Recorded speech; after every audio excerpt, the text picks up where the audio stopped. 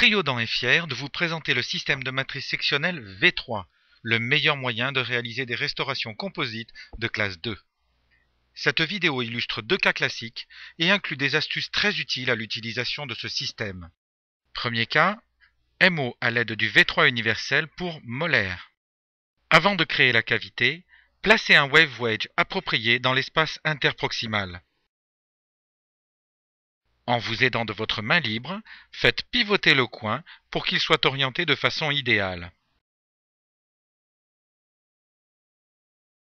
Le fait de mettre un coin avant puis pendant la création de la cavité permet de créer un excellent espace de travail en comprimant les tissus gingivaux et en évitant les saignements.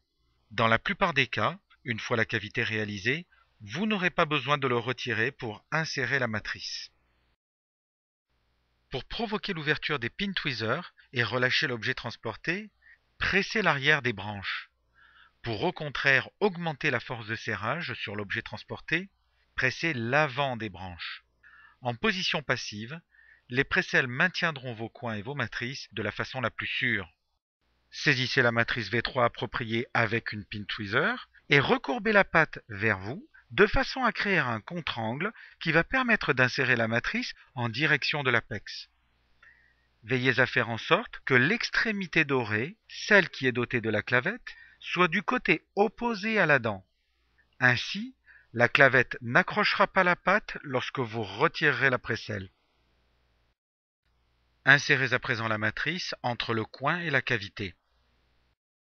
Il est également possible de réaliser la préparation en premier, puis de placer la matrice suivie du coin. Maintenez la matrice avec un doigt sur la face linguale pour éviter qu'elle ne bouge lors du retrait de la pin tweezer. Assurez-vous que la matrice V3 est à la bonne hauteur pour profiter au maximum de son profil anatomique, que ce soit par sa forme en S qui épouse le contour proximal de la dent, ou par le bord supérieur qui épouse la crête marginale. À l'aide d'un doigt, plaquez la matrice contre la dent adjacente pour l'empêcher de glisser pendant que vous insérez le coin. Les ailettes du wave wedge se resserrent pour franchir l'espace interdentaire, puis s'écartent pour combler l'ouverture du côté lingual. Demandez à votre assistante de vous transmettre la pince porte-anneau qui maintient fermement le V3 ring. Ne générez pas d'ouverture excessive de l'anneau. Prudemment, sans vous presser, placez le V3 ring. Gardez un doigt sur la patte de la matrice pendant que vous retirez la pince porte-anneau. Cela évite les déplacements et assure le maintien de l'anneau en position abaissée.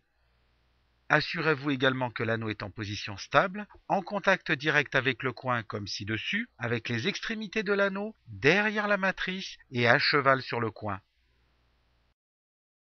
Au besoin, vous pouvez insérer un deuxième coin par la face opposée sans avoir à tout démonter grâce à l'évidage des coins Triodan qui permet de les superposer. Utilisez l'extrémité arrondie des pin tweezers pour brunir le point de contact.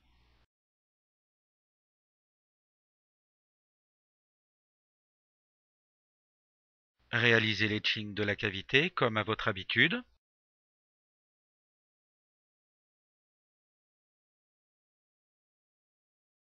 Nettoyez puis séchez la cavité.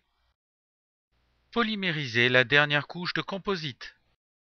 Retirez le V3 ring avec la pince porte-anneau. Retirez le wave wedge avec la pin tweezer. Puis insérez une curette juste sous le point de contact pour décoller la matrice du composite. Cela facilitera grandement le retrait de la matrice, même avec des points de contact serrés, d'une des extrémités de la matrice et dissocier celle-ci du composite. Maintenant, il ne vous reste plus qu'à la faire glisser librement. Grâce aux nombreuses qualités du système V3, vous aurez très peu de travail de finition à réaliser. Deuxième cas, une restauration des hauts avec le V3 ring étroit pour les prémolaires et les dents primaires. Recourbez la matrice de la taille appropriée vers vous en vous assurant que la clavette de la pin tweezer est du côté opposé à la dent. Ainsi, vous libérerez plus facilement la matrice. Maintenez la matrice avec un doigt sur la face vestibulaire, puis rabattez la patte sur la face occlusale de la dent adjacente pour dégager l'accès à la cavité. Maintenez la patte avec votre index pour empêcher la matrice de glisser pendant l'insertion du coin. Placez le V3 ring prudemment. Nous vous recommandons de maintenir l'anneau avec un doigt pendant que vous relâchez la pince. Si le V3 ring venait à présenter des signes d'affaiblissement, il serait possible de le resserrer à l'aide des encoches prévues à cet effet dans la pince porte-anneau. Placez l'anneau dans les encoches et serrez-le comme si vous cassiez une noix. Pour plus d'informations sur nos produits, appelez notre service client ou consultez notre site internet www.triodent.com.